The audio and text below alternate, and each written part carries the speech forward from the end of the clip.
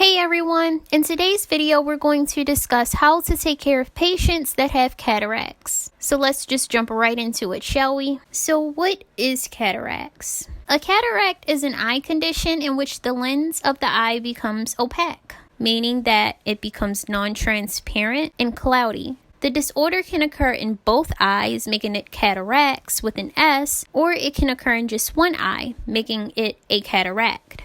So let's discuss the pathophysiology of cataracts. Vision is decreasing because light no longer has a transparent pathway to the retina. A cataract forms on the lens, which is located behind the iris and the pupil.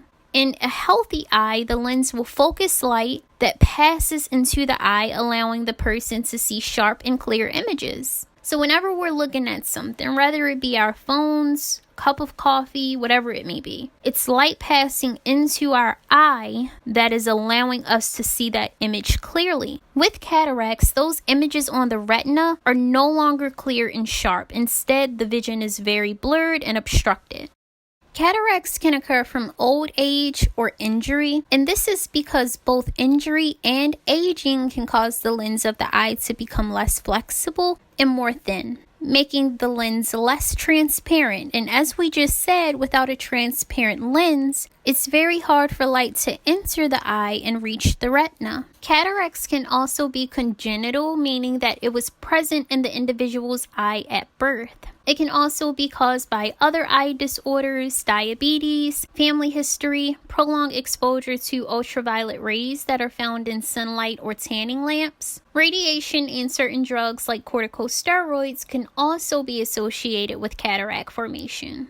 So, assessment findings. One of the earliest symptoms of cataracts is seeing a halo around lights. Other symptoms that may be reported by the patient with cataracts are trouble reading, changes in vision. So you may hear them say that colors are starting to look faded or yellow. You may hear them say that objects are starting to look like they're glaring in bright light. They may complain that objects are starting to look distorted or weirdly shaped. They may also report blurred vision, poor night vision, and double vision.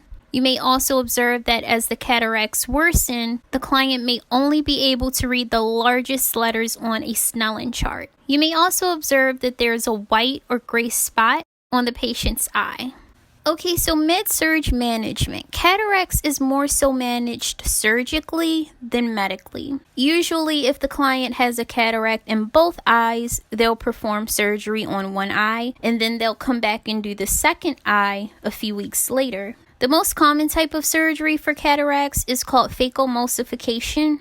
During this procedure, the surgeon will make a small incision at the edge of the cornea to create an opening in the membrane that surrounds the lens. A small probe is then inserted into the eye that will emit ultrasonic waves. These ultrasonic waves will break the cloudy lens up into very small particles. Then those small particles are removed using suction. Now, extracapsular extraction is another surgical procedure in where a longer incision is made and the lens is extracted all in one piece, instead of being broken up into small particles first, like the phacoemulsification procedure. Complications of cataract surgery include infection, intraocular hemorrhage, retinal detachment, and a decrease in vitreous, which is serious because if you guys remember back from anatomy and physiology, the vitreous body does not regenerate.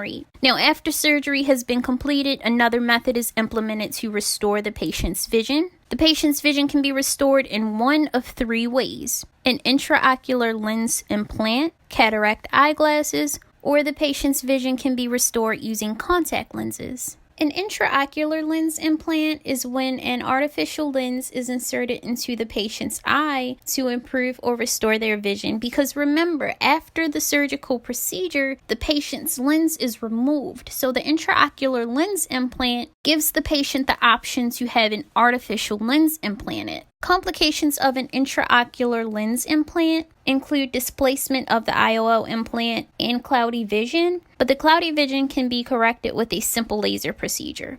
Cataract eyeglasses. So when cataract eyeglasses are prescribed, the correcting eyeglass lens for the aphakic eye may cause objects to appear larger than what they really are.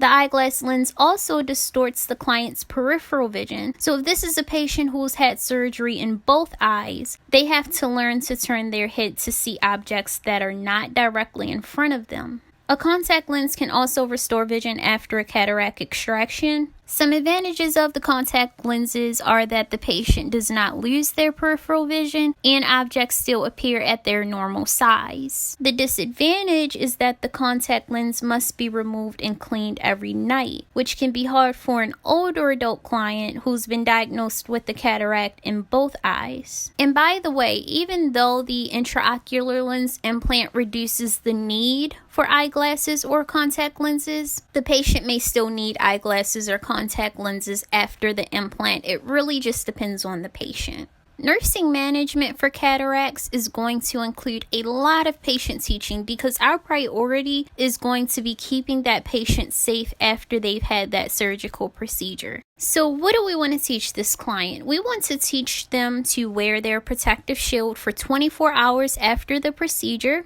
Then after those 24 hours, they should wear their shield at night and during naps for a week. The patient should wear sunglasses whenever they're in bright light for at least a week, and this includes indoors too. Eye drops, they're used several times a day and they're prescribed for at least a week to prevent infection. So you want to make sure the patient understands the purpose of the eye drops and why it's important to take them. Let the patient know that their vision may be blurry for a few days to weeks after surgery and that they may experience a slight amount of eye discharge, especially when first waking up in the morning. Explain to them that there may be redness and a scratchy sensation at the surgical site for a few days. Also, teach the client about signs of retinal detachment, such as new floaters in vision, flashing lights, vision changes, or increased redness. Let the patient know that if they experience any of these symptoms, they should notify the surgeon right away. And again, redness for a few days after the surgical procedure is normal, but let them know if the redness persists or redness is increasing, then that is a sign that they should notify their surgeon. Assure them that healing should be complete within 8 weeks, but if they had an intraocular lens implant after the surgery, then they can expect healing to be finished sooner. Discharge instructions should include things that the client should avoid for at least a week after surgery. You should instruct the patient to not engage in any strenuous activity and heavy lifting. Avoid activities that could increase intraocular pressure, such as stooping, bending, and exercise. Instruct the client to not immerse their eyes in water. If they need to clean their eyes to get rid of the discharge, they can use a clean, damp cloth. The client should also avoid any activities that could cause dust and other small particles to settle into the eye. They should also avoid eating hard foods. Alright, last but certainly not least, nutrition. What nutritional information could we suggest to clients that will help prevent the development of cataracts? Well, we could suggest foods with vitamin C. Vitamin E can also help prevent the formation of cataracts, as well as foods with beta-carotene. We could also suggest a low-sodium diet. Well, ladies and gents, that wraps up this video. Please be sure to like, comment, share, and subscribe. And as always, thank you so much for watching.